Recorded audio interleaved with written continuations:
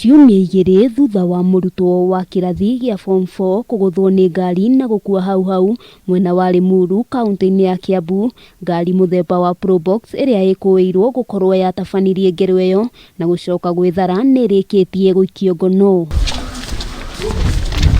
Mwene ngari ĩyo anyitĩirwo mwena wa Rironi marĩ hamwe na mũrũwe. Maabitha a borithi mwena ũyũ magĩtarĩria makoretwo makĩrĩithania na ngari ĩno no na gũtuĩka nĩ ĩthondeketwo werũ nĩ mahotire kũmĩkũrana.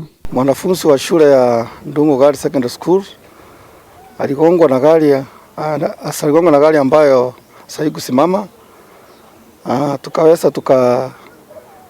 Tukaanza uchunguzi wetu tangu tarehe 17.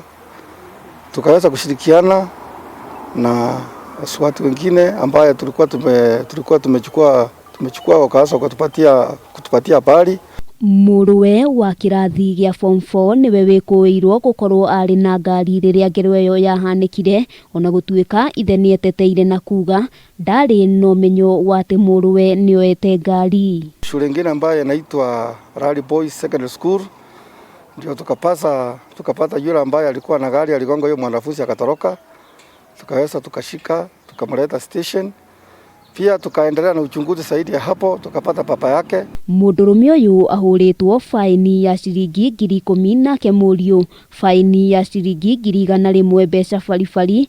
Ngari nayo ĩgĩthiĩ na mbere kũhingĩrwo ceceni-inĩ ya borithi ya Tigoni nginyagia rĩrĩa cira wa ayerĩ ũkagwetwo tarĩki 14 mweri wa kerĩ. Wakati imekuja ndio tumekuta imebadilishwa side mirror imebadilishwa na hata ile carrier nyingine ni mpya.